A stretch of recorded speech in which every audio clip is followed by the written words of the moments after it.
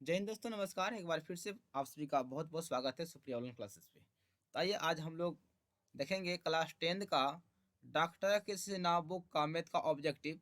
आप सभी जानते ही होंगे डॉक्टर कृष्णा बुक का बुक को, ठीक है ना। तो एक क्लास को शुरू करते हैं। तो बहुत जल्द ही आपका जो है ना पूरा संपूर्ण बुक जो है ना हम ऑब्जेक्टिव का ख़त्म कर देंगे। इसके बाद आप लोग के लिए हम लाएंगे भारतीय वन बुक का ऑब्जेक्टिव, ठीक है ना। उसके बाद आपको हम जो और अदर राइटर होगा जैसे कि आर डी शर्मा हो गया, लूसेंट हो गया, इन सभी का भी ऑब्जेक्टिव हम बहुत जल्द ही आप सभी को 2 से 3 महीना में पूरा लगभग जितना लगभग राइटर है सबका हम ऑब्जेक्टिव बहुत जल्द ही कराने वाले हैं, ठीक है। तो ये आज से हम लोग शुरू कर रहे हैं डॉक्टर कृष्ण सिन्हा का, ठीक है ना। पहला क्वेश्चन देखिए हमारा वास्तविक संख्या का है। पहला क्वेश्चन है कि 278 को किस संख्या से विभाजित करें, मतलब भाग करें कि भागफल 12 आ जाए और शेषफल 2 आ जाए, ठीक है। देखिए आपका ए रहा 278। 278 को किस संख्या से विभाजित करें कि भागफल हमारा आ जाए, इधर भागफल होता है, यह भागफल 12 आ जाए और नीचे में शेष कितना बचे, शेषफल जो बचेगा वह 2 बचेगा। तो वह किस संख्या से विभाजित करें। तो मान लिया कि हमने संख्या x से विभाजित किया, x से विभाजित करने पर भागफल कितना आ गया, 12 आ गया और शेष कितना आ गया, 2 आ गया। तो आप सभी जानते हैं कि भाज्य बराबर क्या होता है। भाज्य बराबर आपका होता है भाजक गुना भागफल, है ना। और जोड़ क्या होता है, शेष फल होता है। क्या होता है, शेष फल होता है। भाज्य बीच वाले को भाज्य कहा जाता है, यानी कि 278 हमारा भाज्य हो जाएगा। और भाजक जिससे भगा देते ये हमारा भाज्य होता है, यानी एक्स हमारा भाजक हो जाएगा। एक्स गुना भागफल, भागफल हमारा ई वाला होता है 12 जोड़ शेष, शेष नीचे वाला देखिए 2 है, ठीक है। तो देखिए 278 बराबर, देखिए ये 2 हमारा प्लस में है ना, इधर लाएंगे तो हो जाएगा हमारा माइनस में। इधर क्या बच गया आपका 12 गुना एक्स, आपका बच जाएगा 12x, ठीक है। जब इसे घटाएंगे तो 200 बचेगा 76, इधर कितना हो गया आपका 12x हो गया। यह कट जाएगा, गुनाश हो जाएगा भाग में, देखिए ध्यान से। आपका 12x बराबर ये ना है 276 है, ठीक है ना। तो x बराबर देखिए 276 बटे कितना आ जाएगा 12, यह कट जाएगा 12 दूनी 24, 12 तिया 36। तो x का मान कितना आ जाएगा आपका 23 आ जाएगा। इसका मतलब यह हुआ कि 23 एक वह संख्या है, ठीक है ना। 23 ही वह संख्या है जो कि 2 से 73 में भगा देंगे तो भागफल 12 आ जाएगा और शेष कितना बचेगा, 2 बचेगा। तो किससे भगा देना पड़ेगा, तो भगा देना पड़ेगा हमें 23 से भगा देना पड़ेगा, ठीक है। तो आपका आंसर क्या हो जाएगा, आंसर आपका हो जाएगा 23, ठीक है। आपका देखिए यहाँ पर हैंड्स के लिए आंसर भी बगल में है। चलिए आगे बढ़ते हैं। क्वेश्चन नंबर आइए 2।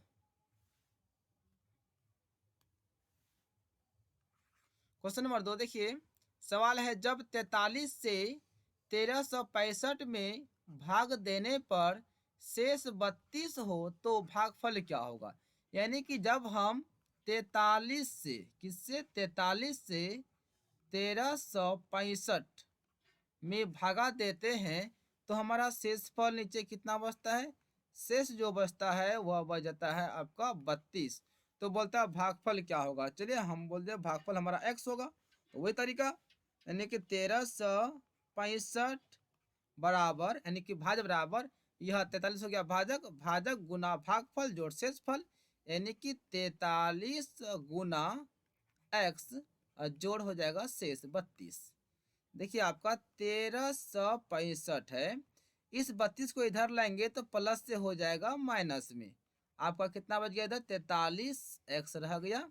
अब देखिए घटाएंगे तो यहाँ पे हो जाएगा 5 में गया 2 तो बचेगा कितना 3, 6 में गया 3 तो बचेगा 3, फिर 3 और 1 है।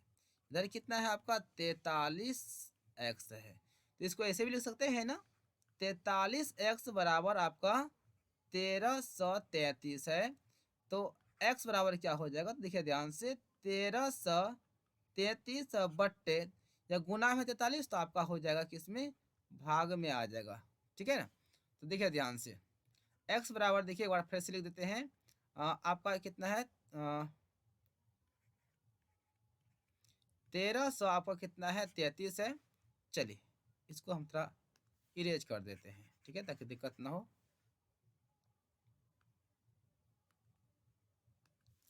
तो आपका 1333 है, यह 43 गुना में सॉरी भाग में है ही, हम यहाँ भागा लगाते हैं। 43 से देंगे तो 4 तिया हो जाएगा 12, 43 से कम हो जाएगा 43, यानी कि आपका x का वैल्यू कितना आ जाएगा, 31 आ जाएगा। 31 देखिए ध्यान से, इसका मतलब हुआ जब हम 43 से 1365 में भागा देंगे तो शेषफल कितना आएगा, 32 आएगा। तो भागफल कितना आ जाएगा हमारा x का मतलब हो गया 31 आ जाएगा। आंसर कितना हो जाएगा, 31 हो जाएगा। तो देखिए बगल में आपका आंसर भी है। चलिए आगे बढ़ते हैं।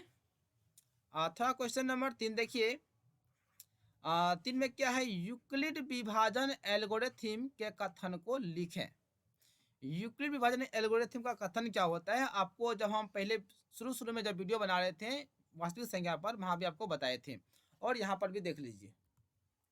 देखिए परिभाषा क्या है कि यूक्लिड विभाजन एल्गोरिथम एक प्रक्रिया है जिसकी सहायता से दो दी गई संख्या का मौसा ज्ञात किया जाता है। यानी कि यूक्लिड विभाजन से हम लोग क्या ज्ञात करते हैं, यूक्लिड विभाजन से हम लोग मौसा ज्ञात करते हैं। क्या करते हैं, मौसा ज्ञात करते हैं, ठीक है ना।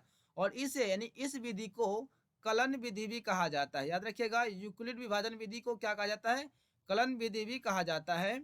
तो इस प्रक्रिया में क्या करते हैं, इस प्रक्रिया में बड़ी संख्या को ए बोलते हैं। जैसे मान लिया जाए, बोलेंगे क्या, 43 और 36 का निकालिए मौसा, तो क्या करते हैं, जो बड़ी संख्या है उसको हम लोग बोलते हैं ए, और छोटी को क्या बोलते हैं, बी बोलते हैं। वो यहाँ पे लिखा हुआ है कि सबसे बड़ी संख्या को ए एवं सबसे छोटी संख्या को बी लेकर यूक्लिड विभाजन परिमिका की सहायता से इसे संख्या क्यू और आर ज्ञात किया जाता है। यानी कि जब हम डिवाइड करते हैं 36 से करेंगे 43 में, तो हमारा जो भागफल आएगा वह क्यू होगा, नीचे शेषफल आर हो गया। यानी कि हम लोग क्या करते हैं, क्यू और आर ज्ञात करते हैं। पुनः बी को क्या करते हैं, ए तथा आर को बी के स्थान पर रखकर नई पूर्ण संख्या क्यू आर चरणशः, मतलब स्टेप बाय स्टेप, जैसे प्रथम चरण दूसरा चरण इस तरह से निकालते हैं, है ना। चरण से ज्ञात की जाती है तब तक, जब तक आर स्थान वाली पूर्ण संख्या शून्य प्राप्त ना हो। इस चरण में बी स्थान, यानी कि तब तक हम इस प्रक्रिया को दोहराते हैं जब तक कि हमारा ना आर स्थान पर क्या ना आ जाए, शून्य ना आ जाए। जब शून्य आ जाएगा शेषफल, यानी तब तक हम भाग देंगे जब तक कि हमारा आर का स्थान पे क्या ना आ जाए, जीरो ना आ जाए। जैसे जीरो आ जाएगा तो बी स्थान वाली जो संख्या होगी वही हमारा क्या होगा, बी स्थान पर जो संख्या प्राप्त होती है ना, वही जो है ना हमारा दी गई संख्या क्या होता है, एचसीएफ होता है, ठीक है ना। भली बात है, आप सभी इन परिभाषा भली बातें जानते भी होंगे। तो चलिए आगे बढ़ते हैं। चलिए क्वेश्चन नंबर आ जाते हैं हम लोग 4 पे। 4 में है, वह कौन सी संख्या है ना, वह कौन सी संख्या है जिसमें 87 से विभाजित करने पर भागफल जो है ना 15 आता है और शेष 5 प्राप्त होता है। देखिए वह कौन सी संख्या है जिसमें कि 87 से भाग देने पर हमारा भागफल जो है ना 15 प्राप्त होता है और शेष जो है ना हमें कितना, 5 प्राप्त होता है। वह कौन सी संख्या है, वह कौन सी संख्या है जिसमें कि 87 से भाग देने पर भागफल 15 और शेष 5 प्राप्त होता है। मैंने बोल दिया कि वह संख्या हमारा x है। जब x में 87 से भागा देंगे तो भागफल 15 आ जाएगा, शेषफल 5 आ जाएगा, ठीक है। तो आइए, तो हमारा x बराबर क्या हो जाएगा, यानी भाज्य बराबर क्या हो जाएगा, भाजक, यानी 87 गुना कितना हो जाएगा 15, जोड़ कितना हो जाएगा 5। तो चलिए, तो 15 सत्तर हो जाएगा 105, ठीक है। 15 सत्तर 105, 10 15 अट्ठा 120, 10 हो गया 30, 130 प्लस इधर कितना है 5, तो आपका हो जाएगा 5 5 10 3 1, यानी कि 1310 है। कहने का मतलब हुआ यानी x में भगा देंगे, अर्थात 1310 में, जब 1310 में 87 से भगा देंगे तो भागफल 15 आ जाएगा और शेष 5 प्राप्त होगा। तो हमारा आंसर कितना आ जाएगा, हमारा आंसर आ जाएगा कितना, 1310। चलिए आगे बढ़ा जाए। क्वेश्चन नंबर आ जाइए आपके सामने 5 6, दो धनात्मक पूर्णांकों a और b के लिए HCF इंटू एलसीएम बटे ए बी का मान क्या होगा।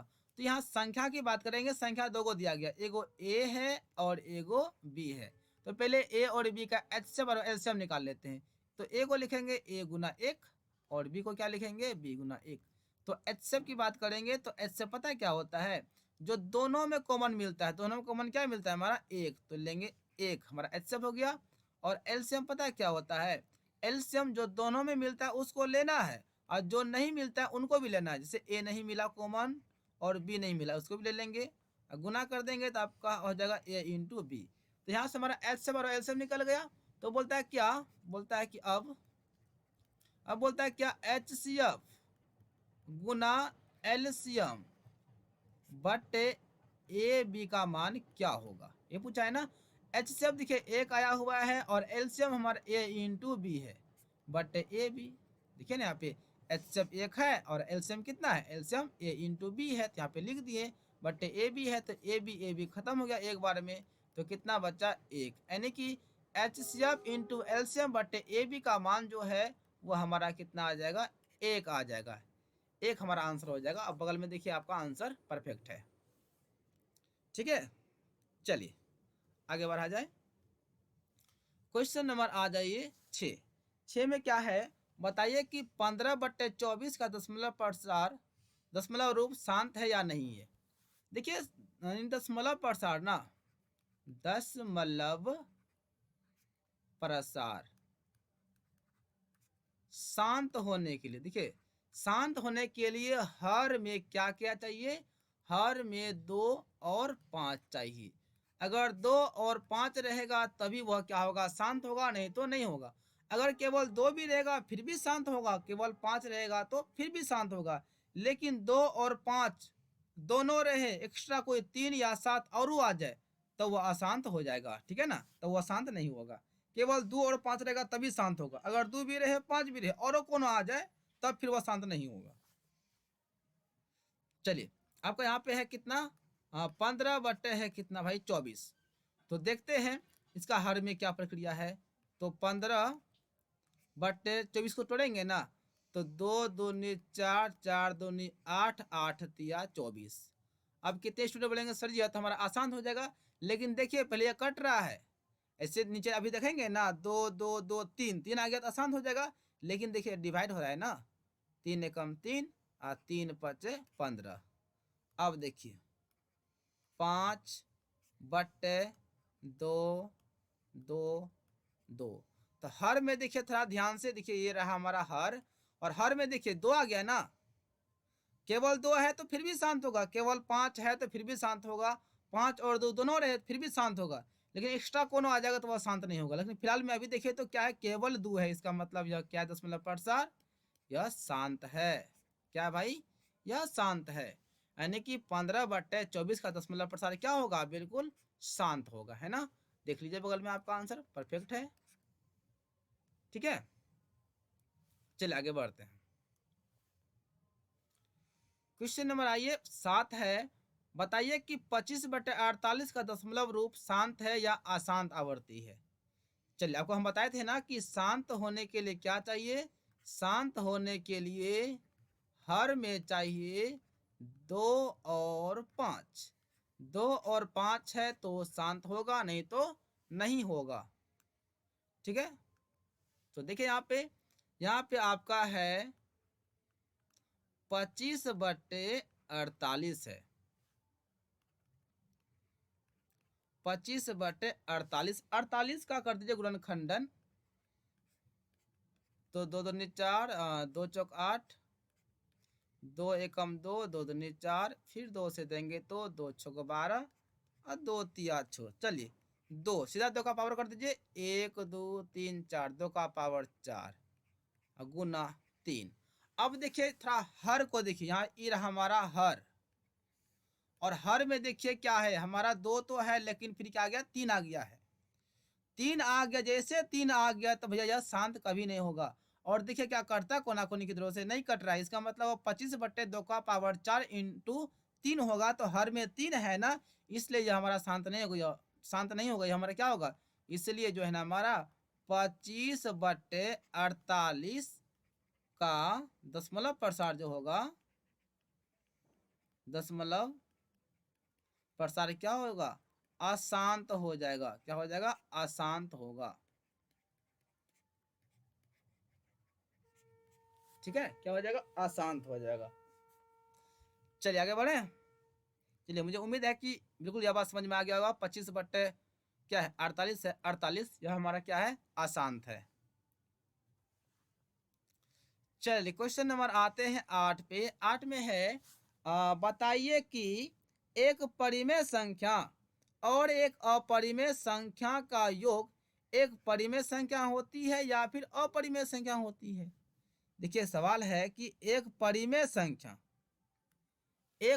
संख्या और एक अपरिमेय संख्या का योग क्या परिमेय होगा या अपरिमेय होगा। तो देखिए हमारा जैसे कि दो परिमेय संख्या है प्लस √3 हमारा यह अपरिमेय है।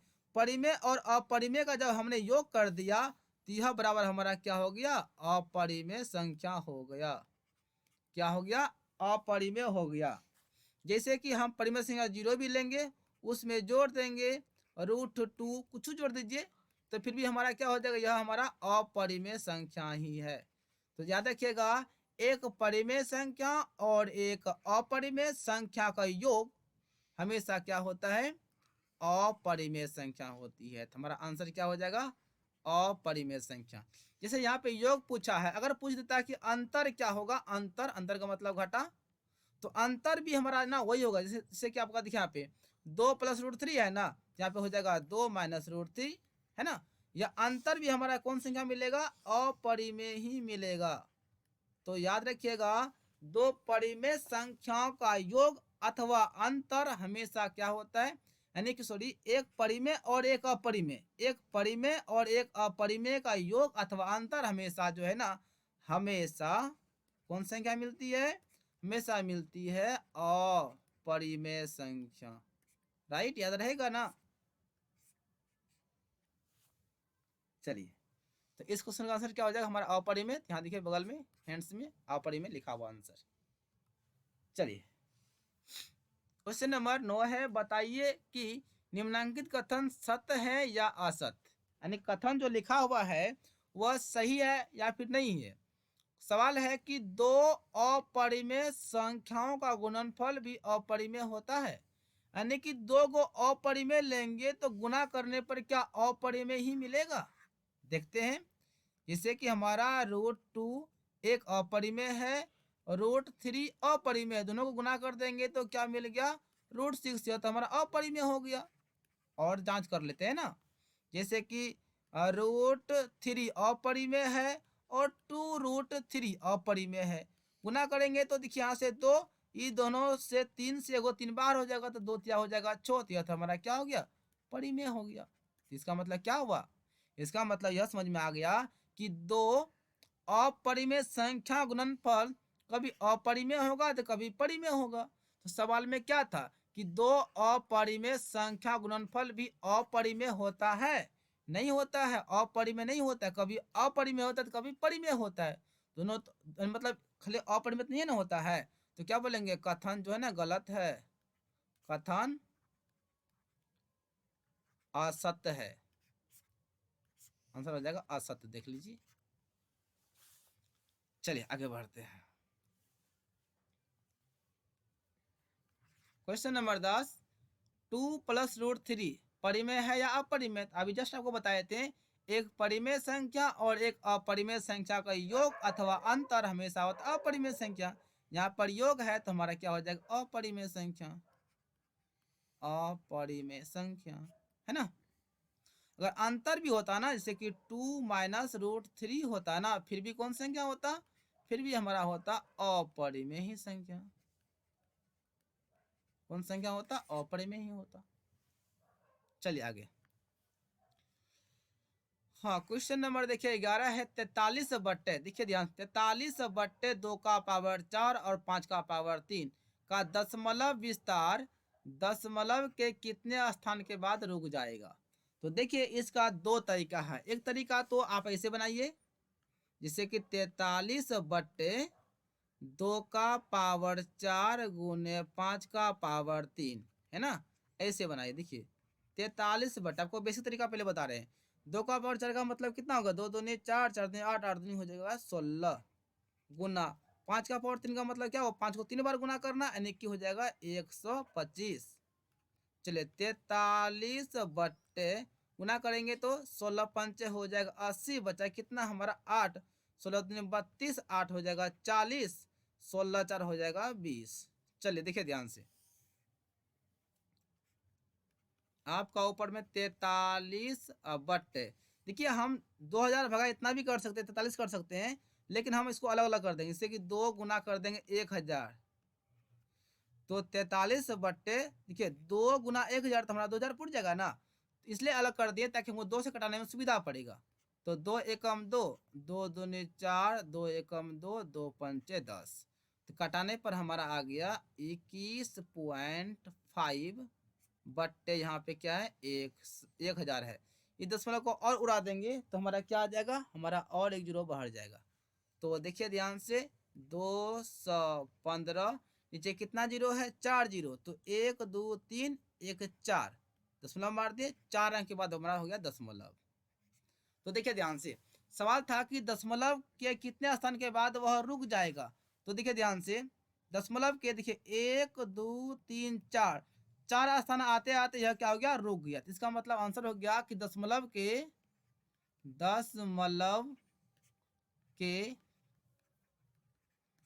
4 स्थान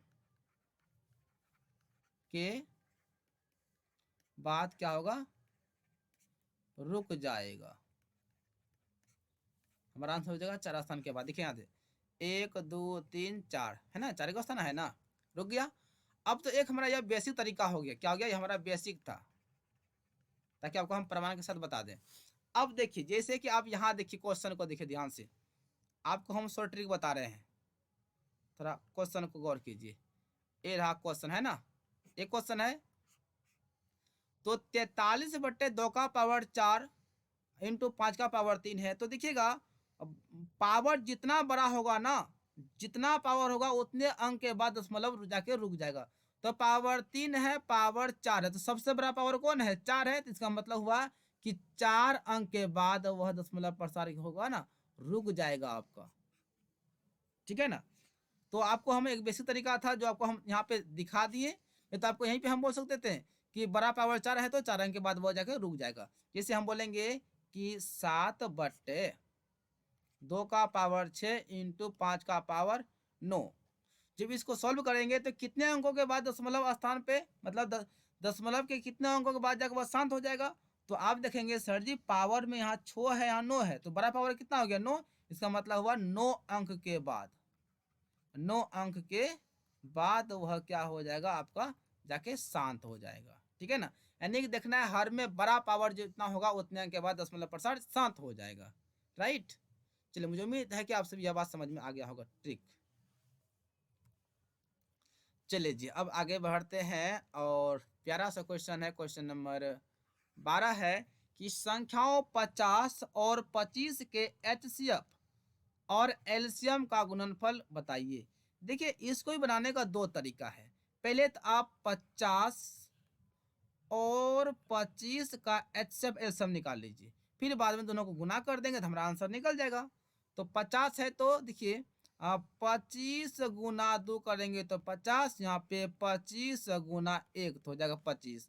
तो एचसीएफ की बात करेंगे तो एचसीएफ हमारा हो जाएगा कितना 25, जो कि दोनों में कॉमन मिलेगा 25। उसके बाद एलसीएम की बात करेंगे तो एलसीएम हमारा हो जाएगा, जो दोनों मिल गया उसको तो ले ही लेंगे ना 25। उसके बाद जो नहीं मिला, क्या क्या नहीं मिला, 2 नहीं मिला और 1 नहीं मिला, तो 2 एक को छोड़ दीजिए, एक लेके फायदा नहीं है। तो 25 दुना कितना हो जाएगा आपका 50, यानी कि एचसीएफ कितना आ गया 25 और एलसीएम कितना आ गया 50। अब बोला क्या एचसीएफ और एलसीएम का गुणनफल क्या होगा, तो एचसीएफ और एलसीएम का गुणनफल, चलिए एचसीएफ कितना आ गया है 25, एलसीएम कितना है 50, गुना कर दीजिए 25 पंचे 125, 1250, हमारा आंसर निकल कर आ गया 1250, ठीक है ना। देखिए यहाँ पे है ना आंसर। एक तो यह तो आपका फर्स्ट तरीका था, फर्स्ट पहला मेथड था। अब देखिए सेकंड मेथड क्या है, सेकंड है,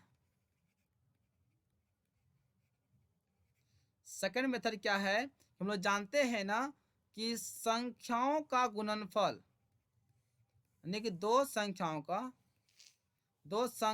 का गुणनफल जो है वो हमारा HCF और एलसीएम के गुणनफल के होता है बराबर।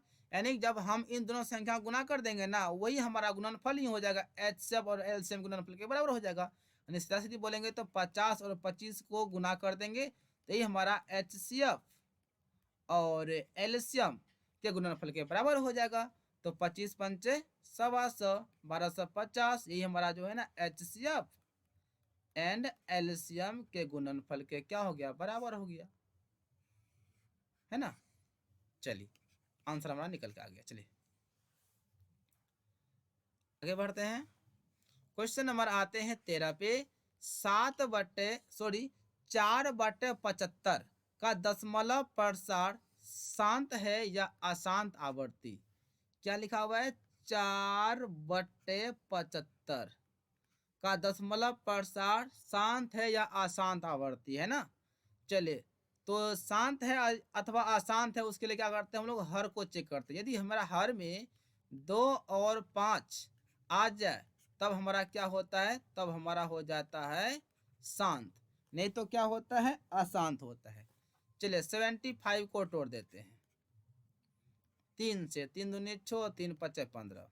चलिए 25 पंचे 125। देखिए हम इसको ना यहाँ डायरेक्ट तोड़ सकते हैं, लेकिन आपको हम दिखाने के लिए यहाँ पे तोड़ रहे हैं, ठीक है ना। चलिए यहाँ देखिए 3 गुना 5 गुना 5।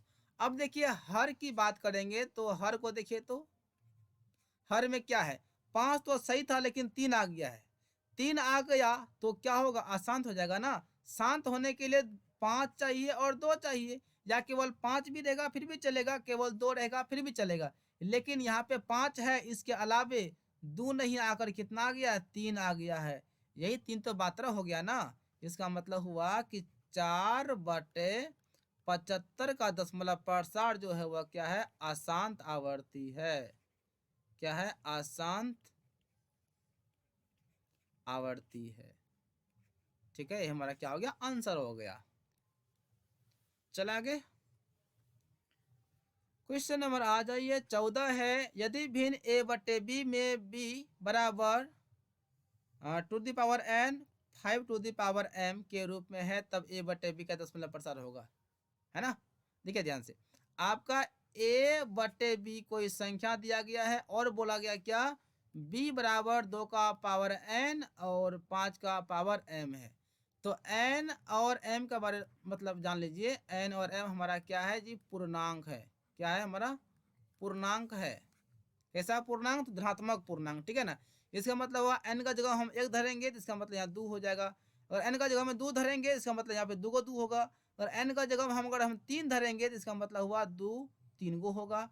अगर n का जगह में 4 धरेंगे तो हमारा 2 4 गो होगा। उसी प्रकार से m का जगह हम 1 धरेंगे तो यहाँ पे 5 1 गो हो जाएगा। अगर यहाँ पे हम 2 धरेंगे इसका मतलब 5 2 गो है। अगर यहाँ 3 धरेंगे, यहाँ पे 3 धरेंगे, यहाँ पे 3 धरेंगे, इसका मतलब यहाँ पर 5 3 गो है। इसका मतलब हमारा 2 और 5 ही है। तो देखिए ध्यान से, a/b का जगह हम क्या धर देंगे, इतना धर देंगे। इसका मतलब हुआ हर में हमारा क्या है, 2 और 5 है, तो इसका दशमलव प्रसार क्या हो जाएगा, हमारा शांत हो जाएगा। हर में क्या है हमारा, केवल 2 और 5 है ना, है, तो इसका मतलब शांत हो जाएगा। तो यहाँ पे क्या हो जाएगा, हमारा शांत भर दीजिए। ठीक है, यहाँ देखिए हैंड्स में आपका आंसर भी है। प्रिंस सो गया क्या। चलिए क्वेश्चन नंबर 15 पाते हैं। परिमेय संख्या 73/2 इंटू 5 का दशमलव विस्तार दशमलव के कितने स्थान के बाद रुक मतलब शांत हो जाएगा। चलिए वही सवाल आ गया जो आपको हम बताए थे, दशमलव के कितने स्थानों के बाद शांत हो जाएगा। तो देखिए हर का पावर, देखिए हर का पावर, कौन पावर, तो बड़ा पावर, बड़ा पावर देखना है। हर का पावर बड़ा, जितना बड़ा होगा दशमलव प्रसार उतने के बाद रुक जाएगा। तो यहाँ पे हर का पावर 2 का पावर 4 है और एगो में 5 का पावर 3 है। तो जाहिर सी बात है हमारा 4 क्या बड़ा है, इसका मतलब हुआ 4 अंक के बाद, 4 अंक के बाद वह क्या हो जाएगा, शांत हो जाएगा, यानी कि रुक जाएगा। ठीक है, ये हमारा आंसर हो गया 4 अंकों के बाद। चलिए आगे बढ़ते हैं।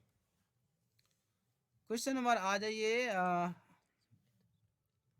क्वेश्चन 16 है 127/200 का दशमलव प्रसार ज्ञात कीजिए। दशमलव प्रसार निकालना है, देखिए ध्यान से।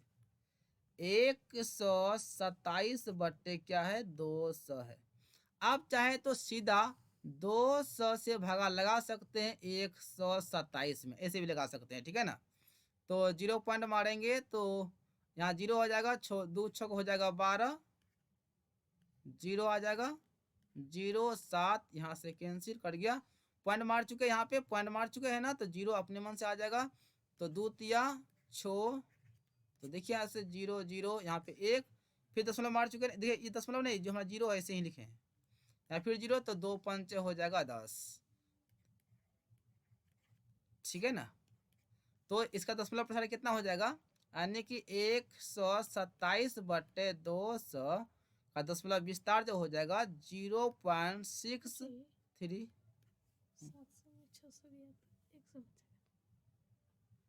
है ना। 100 हुआ, या मतलब दशमलव मारा है नहीं, यहाँ पे 0 आ जाएगा, ये सोच रहा था क्या। हाँ, चल इतना आ गया। एक तो आपके पास ये वाला तरीका है भाग देने वाला, नहीं तो आप इसको ऐसे बना सकते हैं 127 बट्टे, देखिए 2 गुना अगर हम करें 100 तो क्या 200 होगा ना, इसलिए क्या ताकि हम 2 से कटाए देंगे, इसको सुविधा होगा। 2 छक 12, 2 तिया 6 और 2 पंचे 10, देखिए 2 छक 12, 2 तिया 6 और 2 पंचे 10, पॉइंट हो जाएगा। तो 63.5 बट्टे कितना आ गया 100, दशमलव को फिर से उड़ा देंगे तो 1 जीरो आ जाएगा, क्योंकि दशमलव के बाद जितना अंक उतना जीरो, दशमलव के बाद एगो 5 है तो एगो जीरो आ जाएगा।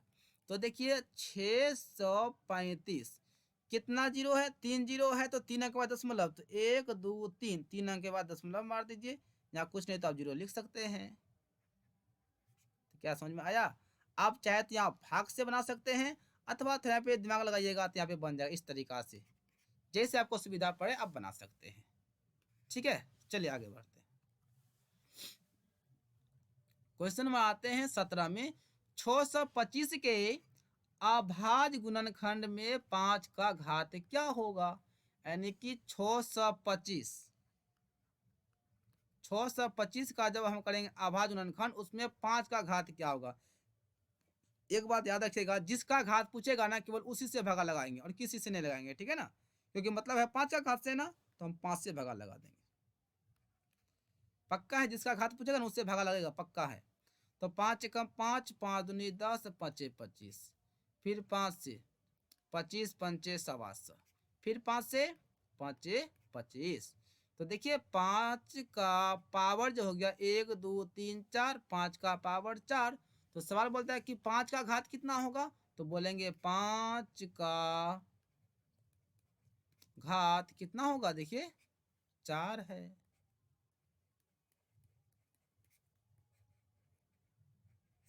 ठीक है, हमारा 4 आंसर आ गया। चलिए आगे बढ़ते हैं।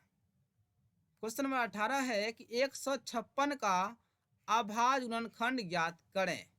156 का लीजिए 156, तो 2 सत्ती 14, 2 अट्ठी 16, 2 तिया 6, 2 नम 18 और 3 से 13 तिया 39। तो 156 बराबर कितना हो गया 2 गुने 2 गुने 3 गुने 13, है ना, यानी कि 2 का पावर 2 हो गया, 3 अकेला है और 13 भी क्या है अकेला है। ये हमारा आंसर हो गया। चलिए आगे बढ़ा जाए। क्वेश्चन नंबर आते हैं 19, बहुत ही शानदार और जानदार सवाल है। बोलता है क्या, लिखिए कि 2√45 प्लस 3√20 बट्टे 2√5 को सरल करने पर, मतलब इसको हल करने पर परिमेय संख्या है अथवा अपरिमेय संख्या मिलती है। तो सॉल्व करेंगे तभी ना, आइए सॉल्व करते हैं। तो ये रहा मेन बट्टे 2 रूट क्या है 45 है, तो देखिए ध्यान से 3 तिया 9, 9 गुना 5 45 हो गया, प्लस तो 3, अब इस 20 को तोड़ देंगे अंदर में, दो दूनी चार, चार पंचे 20। नीचे तो हमारा 2 रूट कितना है 5 तो है ही। तो देखिए ध्यान से, दो यहाँ पे गुना, यहाँ से एक 3 जोड़ा लग गया ना, बाहर निकल जाएगा 3, तो रूट में क्या बचेगा हमारा 5 बचेगा। प्लस यहाँ पे 3, फिर गुना, यहाँ पे गुना, यहाँ दो का जोड़ा लग गया, एगो 2 हो जाएगा बाहर। रूट कितना बचा 5, तो 2 रूट हमारा कितना है 5 है। तो द्वितीय हो जाएगा 6 रूट 5 प्लस 3 दूनी 6 रूट 5, नीचे 2 रूट कितना है 5 है। चलिए देखिए ध्यान से, नीचे तो 2 रूट 5 है, इसको तो लिख दीजिए। अब देखिए ध्यान से, रूट 5 6 है, रूट 5 6 है, तो कितना हो जाएगा, यानी कि रूट 5 6 आपका हो जाएगा 12 गो रूट 5। तो रूट 5 कट गया, 2 एकम 2, 2 6 12, आपका आ गया 6। तो 6 कौन संख्या है, तो 6 हमें मिल गया परिमेय संख्या। ठीक है, कौन संख्या, परिमेय संख्या। यहाँ समझ में आया ना, देखिए ना, यानी कि रूट 5 के गो है 6 गो है, रूट 5 के गो है 6 गो है, तो 6 6 12 गो ना रूट 5 हुआ। अगर नहीं समझ में आया तो आप यहाँ से क्या कीजिएगा, ले लीजिएगा कॉमन कितना, रूट 5 कॉमन ले लीजिएगा, तो रूट में क्या बचेगा यहाँ पे 6 + 6 बचेगा, नीचे आपका 2 रूट 5 है, रूट 5 काट दीजिएगा। ठीक है ना, 6 6 12/2 है, 2 6 12, बात उतने पहुँचेगा। ठीक है ना, चलिए आपको ऐसे हम सिर्फ समझाए। चलिए आगे बढ़ा जाए भाई, क्वेश्चन नंबर आते हैं, क्वेश्चन नंबर 20 में है, अभाज्य गुणनखंड विधि द्वारा 96 और 96 तथा 404 का मौसा ज्ञात करें एवं उससे उनका लौसा भी ज्ञात करें। अच्छा ऐसा बात है, चलिए 96 को पहले तोड़ेंगे, फिर 404 को तोड़ेंगे। ठीक है ना, तो 96 को तोड़ेंगे तो देखिए 96 इधर तोड़ के दिखाते हैं आपको।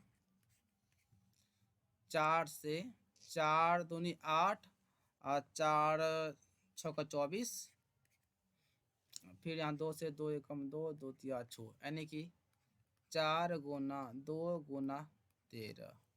उसके बाद यहाँ पे देखिए, इसलिए हम 4 से तोड़े क्योंकि ये 4 से कट रहा था ना, 4 से 4 एकम 4, 4 एकम 4, यानी कि 4 गुना 101। तो यहाँ से अगर एचसीएफ निकालने की बात करेंगे तो एचसीएफ हमारा क्या हो जाएगा, जो दोनों कॉमन आता है, कॉमन कितना गया 4, एचसीएफ 4। अब बोलता है क्या, उनसे उनके सहायता से ही निकालना एलसीएम। तो देखिए ध्यान से, एलसीएम जो होता है वो होता है संख्याओं का गुणनफल, संख्याओं का गुणनफल बटे होता है एचसीएफ। ठीक है ना, तो संख्या कितना है, संख्या हमारा 96 है और गुना 404 है, ये संख्या है, बटे एचसीएफ, एचसीएफ निकला हुआ है 4, लिखिए 4 कर दीजिए, 4 से 4 एकम 4, 0 4 एकम 4, तो बच गया 96 गुना 101। जब इसे गुना करेंगे तो 96 एकम 96 और 96 एकम 96, तो आपका एचसीएफ कितना आ गया 4 और एलसीएम कितना आ गया 96 96। तो ये हमारा क्या हो गया, अभिष्ट आंसर आ गया। देख लीजिए, मौसा 4 और लॉस है 96 96। चलिए आगे बढ़ते हैं, क्वेश्चन नंबर आपका 21 है, 1/√2 एक डैश संख्या है, तो यह आपका अपरिमेय संख्या सभी लोग जानते हैं, यह कौन संख्या है, अपरिमेय संख्या है। चलिए आगे बढ़ते हैं, क्वेश्चन नंबर 22, पाई 1 है, तो देखिए ध्यान से, पाई पाई जो है ना, पाई एक अपरिमेय संख्या होती है, याद रखिएगा, पाई एक अपरिमेय संख्या होती है, लेकिन वही पाई का जो मान होता है 22/7, यह आपका होता है कौन संख्या, परिमेय संख्या होती है। याद रखिएगा, पाई आपका एक अपरिमेय संख्या है और पाई का मान 22/7 जो होता है वो आपका परिमेय संख्या है। हाँ, क्वेश्चन नंबर 23 है, 23 में क्या है, देखिए थोड़ा इसको सॉल्व कर देते हैं। √3/√12 है। क्या है? √12 है। 12 को तोड़ेंगे, 3 गुना 2 गुना 2, तो दूनी 4, 4 तिया 12। तो देखिए ध्यान से, ऊपर में √3 है, नीचे में 1 2 तो बाहर हो गया और रूट अंडर क्या रह गया? 3। तो √3 एक बार में कट गया तो क्या बच गया? 1/2 बच गया 2, और यह कौन संख्या मिल गया हमें? मिल गया परिमेय संख्या।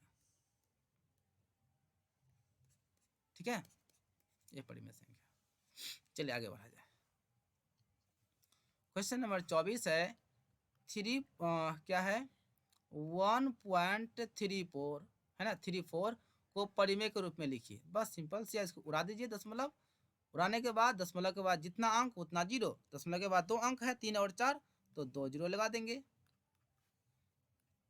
तो 134/100, तो 2 6 12, 2 7 14, 2 5 10, तो हमारा आ गया 67/50 आंसर हो जाएगा। ठीक है, चलिए आगे बढ़ा जाए। क्वेश्चन 25 है, क्या सभी वास्तविक संख्याएं एक परिमेय संख्या होती है? नहीं होती है। अब सोचते कैसे होगा सर जी? तो देखिए, आपका 2 यह परिमेय संख्या है, तो यह हमारा वास्तविक संख्या भी है। वास्तविक संख्या जैसे √2 या अपरिमेय है, तो यह हमारा वास्तविक भी है। यानी कहने का मतलब हुआ कि परिमेय संख्या भी वास्तविक संख्या होती है और अपरिमेय संख्या भी वास्तविक संख्या होती है। सवाल में है कि सभी वास्तविक संख्या एक परिमेय होती है? नहीं होती है। देखिए तो √2 आपका वास्तविक संख्या है, क्या परिमेय है? नहीं है, तो अपरिमेय संख्या है। इसलिए हमारा कथन क्या हो जाएगा? गलत, यानी कि यह नहीं होगा।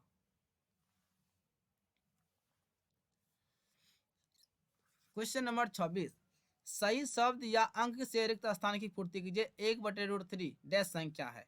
कौन संख्या है जी? अपरिमेय संख्या है। कौन संख्या है? अपरिमेय संख्या है। चलिए क्वेश्चन नंबर 27, 11/15 का दशमलव प्रसार होगा, तो हर में कितना? हर में हमारा है भाई 15 है, यानी कि 3 गुना 5 कर देंगे, तो हर में 3 आ गया ना, 3 और 5, 3 आ गया। देखिए 3 आ गया तो हमारा अशांत हो जाएगा ना, क्या हो जाएगा? अशांत हो जाएगा। चलिए आगे बढ़ा जाए। क्वेश्चन नंबर 28, 3 + √3 × 3 - √3 एक डैश संख्या है। यहाँ देखिए ध्यान से, आपका एक सूत्र होता है a + b × a - b। इसका सूत्र होता है a² - b²। तो वही बात तो यहाँ है, a b, तो a + b × a - b, तो हो जाएगा a² मतलब 3 का स्क्वायर, और b² मतलब हो गया √3 का स्क्वायर। 3 का वर्ग हो गया 9, और √3 का वर्ग हो जाएगा 3। 9 में गया 3 तो हो गया 6, यानी कि हमारा है परिमेय संख्या। ठीक है, चलिए अब आपका जो आएगा नेक्स्ट पार्ट में, वो आएगा वस्तुनिष्ठ प्रश्न, यानी कि ऑप्शन वाला आएगा, विकल्प वाला आएगा। ठीक है ना, इसको हम लोग कल देखेंगे, नेक्स्ट पार्ट में देखेंगे। ठीक है ना, बस आज के लिए बस यहीं पे हम लोग क्या करते हैं? स्टॉप करते हैं। ठीक है, जय हिंद, वंदे मातरम। अगर वीडियो अच्छा लगे तो सभी लोग कमेंट कीजिए, अच्छा अच्छा कमेंट कीजिए। ठीक है ना, दोस्तों में शेयर कीजिए। और कौन सा चैप्टर आपके लिए बहुत इंपॉर्टेंट है कमेंट कीजिएगा, हम जल्दी उसका ही वीडियो पहले बना देंगे। ठीक है ना, बाद में फिर और सब बनाएंगे। लेकिन इतना जान लीजिए कि आपका KCC ना बुक का हम पूरा सोल्यूशन करेंगे। ठीक है ना, तो बस आज के लिए इतना ही। जय हिंद, वंदे मातरम। बेस्ट ऑफ लक सभी को। Take care.